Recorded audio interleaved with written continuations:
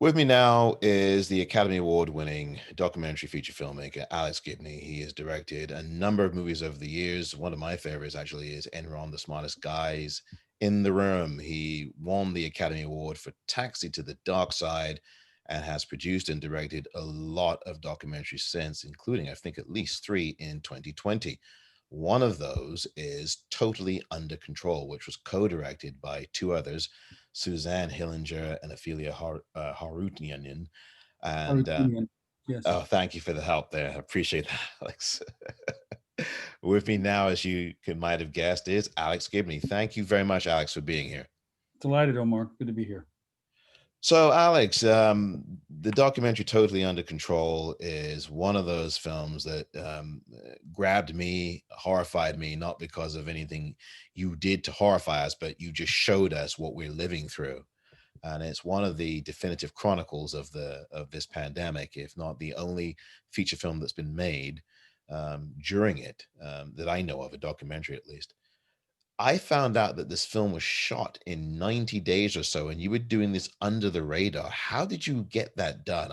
The challenges that must have been presented to you must have been quite overwhelming as well.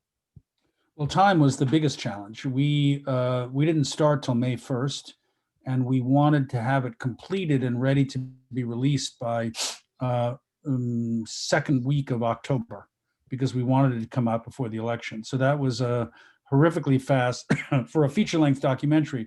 That was a horrifically fast timeline. And we started editors, I think, 2 or 3 weeks after we began pre-production and production all at the same time, in order to be able to scan through archival footage and so forth and so on. So it was really a breakneck schedule. Three, then four editors, three directors. But luckily, I think we had a common sense of purpose. We were driven by a mission, and we knew two things going in that we were going to be able to guide us. Number one, this was a film about the federal response to the pandemic, and we were going to focus on the early days, so that that would be something we could look back on. Not very far, but at some point, particularly as it got to this fall, it seemed like ancient history. Those days when things could have been different if different decisions had been made. The other thing that we were firm on was that we wanted to do a comparison with another country, so that nobody could say, "Look, this is stuff that just happens."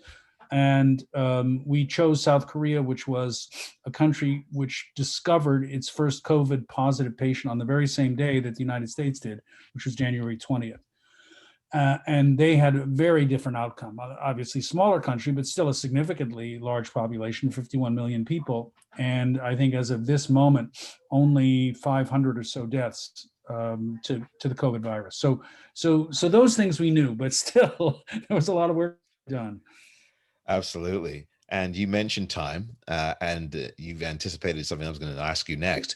Time is the central character in your documentary. I mean, there are several others. I mean, there's the virus itself, the scientists, the government officials who didn't do their job, and the public, the general public.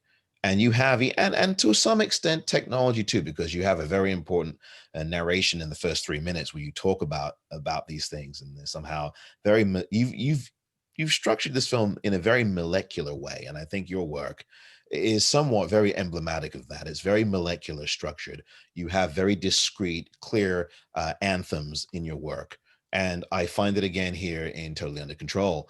And you use time, you use scientists, you use government officials, and how all of that smashes together, and nature too. So I just wanted to comment on that. You wrote this. So is that how you were looking at it? I mean, because you wrote this script and you must have put that together at breakneck speed as well. I did, though. I mean, it was always in concert and collaboration with the with the editing team and with the other directors, so that we had an idea of what sections would be like. And sometimes, and it would kind of depend. Sometimes the narration would come first, and editors would cut to it. Sometimes editors would work on the structure of a section, and then imagine bridges where certain kinds of narration might go, and they might put a sort of a temp text in the window of the image, and then I would write to it. Or sometimes we would rearrange the section so that I could write to it. The trick was trying to find the right style for the narration, but all these things had to happen at the same time. So sometimes narration writing is tricky in a documentary because sometimes it can lead, sometimes it shouldn't lead, sometimes it should definitely follow. But also, I think it should add something that the pictures don't give you, or else why are you doing it? You're just saying what the pictures and the sounds are saying. So all those things went into a pretty fertile collaboration. But the molecular structure is an interesting idea, particularly for a film about a virus. And I do think that there were very consciously molecules or sections of the film that we focused on, and that we would move from one to the other, and we would constantly move those pieces around to try to find the best structure for telling the overall narrative. And that was tricky because there is, as you say, a timeline, and time is a character, time is the enemy of defeating the virus, because the virus spreads very quickly. If you don't eradicate it quickly, you're in a lot of trouble. But also in terms of a narrative structure, we were playing both with a kind of a rough chronology, but not so rough that it undermined the kind of story we were telling, and getting that right, when to violate the chronology and when not to. Those were some of the toughest decisions that we had to make in terms of getting the story right. And one of the trademarks in your work, and I remember years ago when I spoke to you for, I believe it was Casino Jack, and I know you also did Client 9. I forget which one it was. It might have been Casino Jack. And I had asked you about the music and the way you put music in. And I think I remember asking you about that. And you said the music in the films that you do act as a kind of levity, a moment of levity to breathe from the intensities. I don't know if you remember that. It's a long time ago. But you have moments in this film like that, where you have Convoy, that whole song. And at these moments where information is being given to you, Kathleen Sebelius, the former Health and Human Services Secretary, delivers some really heavy information, I thought. And then you design that moment where you have the music drop in. I guess you had to do that with something as intense and as overwhelming as what we're all living through. Were there any concerns about how much of that music you'd put in, the fact that we're living through this pandemic, whether or not you think you'd have an audience? Would there be a big audience for your film? That whole adage of people saying, well, I'm living through it, I don't need to see it. I know people who are of a certain age who will say, well, I lived through that period of time, I don't need to go and see it. But I don't know that that's emblematic of a whole audience. But did you think about any of those types of things when you were making this? All of them. I mean, to take your last point first, we were all concerned that we would make a film about a pandemic, which was intended to be shown during a pandemic, and would people watch it? But we gambled on the idea that while people were still in the midst of a pandemic, and we didn't know how bad it was still going to be in October, but we gambled that there would be an interest in figuring out how it started and how the decisions made at the beginning contributed to where we were in the moment. And that would be a way of looking back and maybe seeing stuff that we thought we knew, but didn't fully put all the pieces together in a way that was, I think, useful in the narrative. In terms of the music, for different films, the music serves a different function. And in this film, it does operate as a kind of useful tonic. And there are two songs about time in the film, I should say. One is Time's on My Side, on the one hand, and then also Time Has Come Today by the Chambers Brothers at the end. And then there's a Miles Davis track, I Fall in Love Too Easily, which again, that's an interesting moment in the film, because Ophelia asked, Dr. Rito, what changed for you in the course of the pandemic? And he said, I started listening to jazz. I'd never listened to jazz before. And that was such a sweet moment. And there was a lot of pressure early on to eliminate that because it was really off topic or off theme. But we felt it was so important to invest our doctors with a sense of unexpected curiosity and joy and humanity that broke out of the kind of rigorous, just the facts, ma'am, kind of narrative. There was a certain poetry to that we all found very moving, and that was important. And Convoy, it just seemed like, yeah, in the midst of something so deadly serious, you need a little bit of levity from time to time. Definitely. Just a couple of other things, Alex.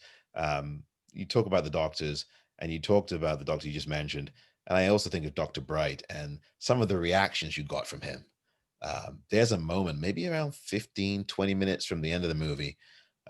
He has this incredible reaction, and he emotes, but the look on his face is absolutely incredible.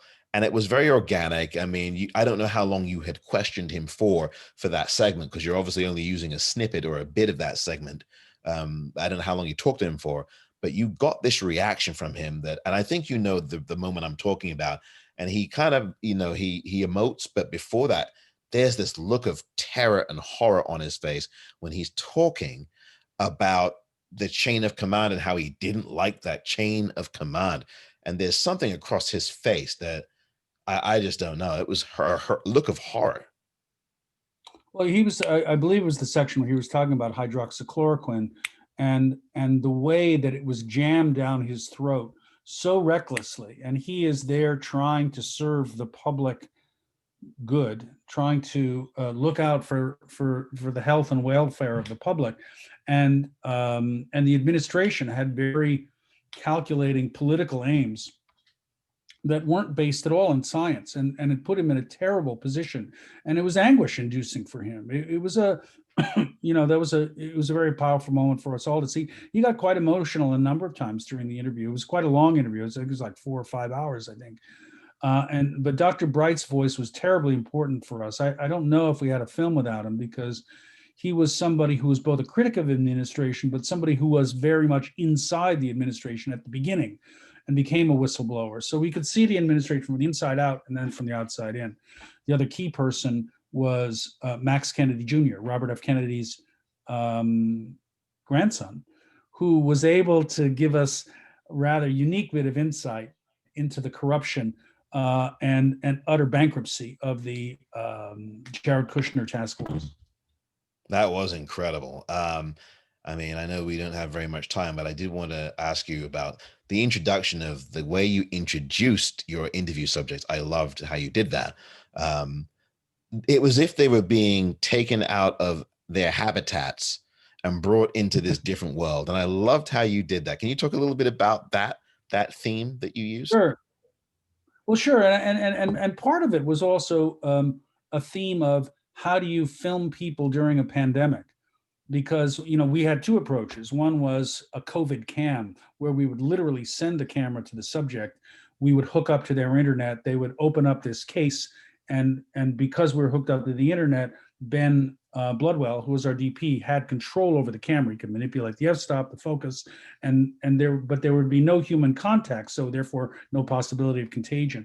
The other way was to bring people into a habitat that we would create, where we had, a kind of a curtain protecting the subject from the camera and the camera person, who was the only other person in the room. And they had to set the lights, they had to set the mic, and then they would see us through an iDirect, where we would project our image on a series of mirrors over the lens. But you see them all come in, sit down. They're wearing masks. They unmask. It's a moment of kind of mutual discovery as the mask comes off, and it's both a commentary on that kind of revelation, as well as the the revelation of people trying to stay safe in the middle of a pandemic. Right. And the last thing I want to ask you is about watching this film. Do you rewatch it, and have you watched it again since the presidential election? And if you have, is there anything different about it that you come away from? Does it have a different effect on you before and after the presidential election we've just had? It's a good question. I haven't watched it since the presidential election, though we are at work on a short, a kind of It'll come out, I believe, next week. That just updates the perspectives of four of the characters: Carolyn Chen, Rick Bright, Dr. Tyson Bell, and oh my gosh, who's the other character? Oh, Michael Shear, the reporter from the New York Times, who caught COVID from the president as part of that Rose Garden thing. So, so that'll give us an opportunity for some perspectives. But I haven't sat down and watched the whole film again, though I obviously watched it many times before the election. It was so much intended to be a piece of the moment. I'd like to watch it again now and see what it means now that we're on the other side of the moment that we intended it to focus on. It'd be interesting. But for the moment, we've been focusing on that update. And I'm sure, and I promise this is the last question, about the presidential election. Do you plan to make a documentary about this coup attempt? Because it's ripe. I'm sure someone will do it if you don't, but it's ripe to have a film made about that as well, because that has to be documented in my view.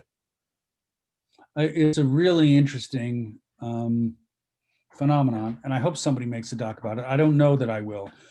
I'm trying to take a break from all things Trump, but I did post something about it on Twitter just a few minutes before we started talking. There was an interesting essay in the New York Times today by Tim Wu, talking about how we were saved from a coup, not so much by constitutional checks and balances, but by norms and the commitment of certain groups of citizens to resist that kind of authoritarian corruption of an election, whether it be people in the military or election officials, notably, two Republicans in Georgia, the Secretary of State and the governor, who refused to crumble under pressure from Trump. But that also gives you a sense, and I don't think any of us really realized just how rickety are some of the systems in our election procedures that would allow a more ruthless character. There may not be somebody more ruthless than Trump, but there may come along somebody smarter than Trump who's just as ruthless and may figure out how to use those rickety structures to their advantage. And I would hope that we might take statutory attempts to fix some of them. This is time for a little work on the scaffolding. Absolutely, Alex. Thank you so very much for your time. I really do appreciate you being here. It's Alex Gibney, the Academy Award-winning documentary filmmaker. He's documented so many important things about government, about infrastructure, about finance, corruption, and the people that get hurt by it, and the institutions that get damaged. It's been an honor to speak to you, Alex. Totally Under Control is available at Apple and iTunes and a number of other platforms. He has Agents of Chaos as well available on numerous platforms about the Russian interference in the 2016 election and numerous other films. Oh, my goodness me, Alex, it's been really a pleasure speaking to you today. Thank you for being here. Omar, great pleasure speaking to you, and thanks for being so persistent. Thank you, sir.